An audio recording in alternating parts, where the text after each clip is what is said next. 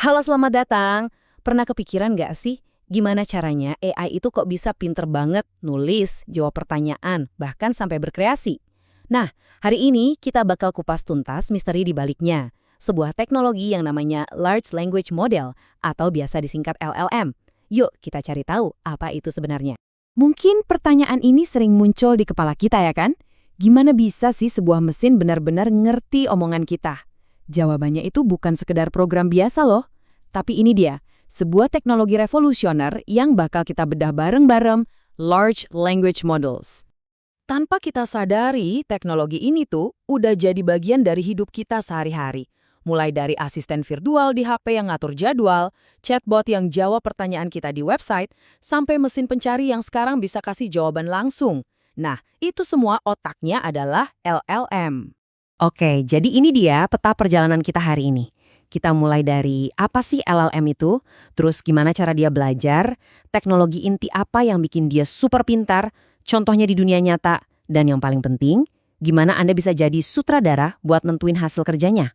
Siap? Yuk kita mulai.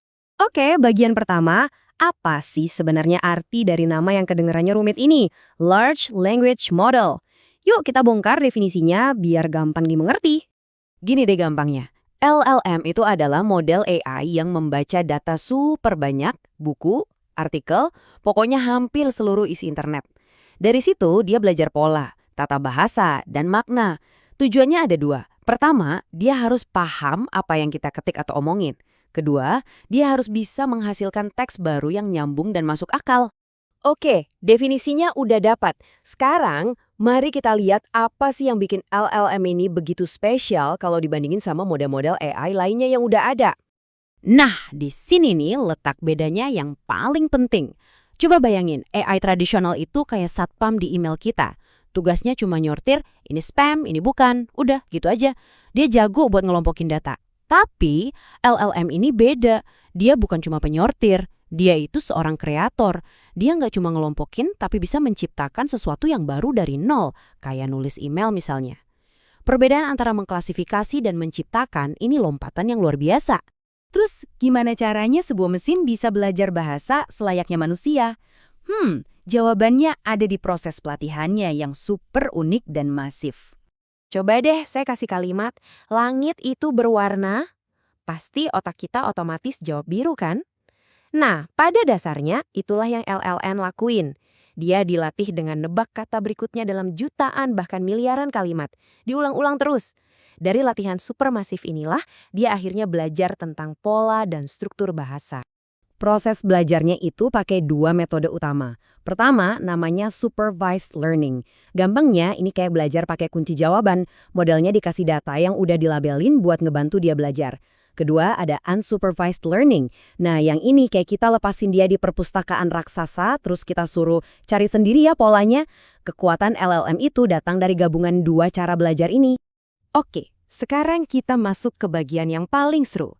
Ada satu terobosan besar, satu in-game changer, yang bikin LLM modern ini jadi pinter banget. Ini dia rahasia di balik kekuatannya.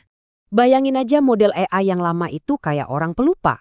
Kalau dikasih kalimat panjang, pas sampai di ujung, dia udah lupa kata pertama tadi apa.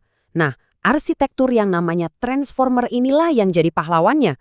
Sebuah terobosan yang benar-benar mengubah segalanya. Dan di dalam transformer ini ada satu mekanisme super jenius yang jadi inti dari semuanya. Namanya adalah self-attention. Dengerin baik-baik, karena ini kuncinya. Jadi, apa sih self-attention itu? Gini deh, waktu kita baca, otak kita kan gak cuma baca kata per kata. Kita secara otomatis nyambungin kata dia ke nama orang yang disebut di awal paragraf. Nah, self-attention ini ngasih kemampuan yang sama ke AI. Dia bisa ngelihat seluruh kalimat, terus ngasih bobot ke kata-kata mana yang paling penting buat ngertiin konteks. Nggak peduli sejauh apapun jaraknya. Inilah yang bikin dia bisa paham nuansa. Oke, teknologinya udah kita bedah. Sekarang, yuk kita kembali lagi dan lihat gimana semua ini diterapin di berbagai industri di dunia nyata. Aplikasinya, wah udah luas banget. Di layanan pelanggan, chatbot bisa kasih dukungan 24 jam nonstop. Di dunia media, LLM bisa bantu bikinin draft artikel jadi kerjaan lebih cepat. Dan tentu aja dalam penerjemahan, dia ngebantu kita nembus batas-batas bahasa dengan jauh lebih gampang. Ini bukan lagi fiksi ilmiah, ini udah jadi kenyataan kita sehari-hari. Nah, bagian terakhir ini yang paling seru dan paling penting buat Anda.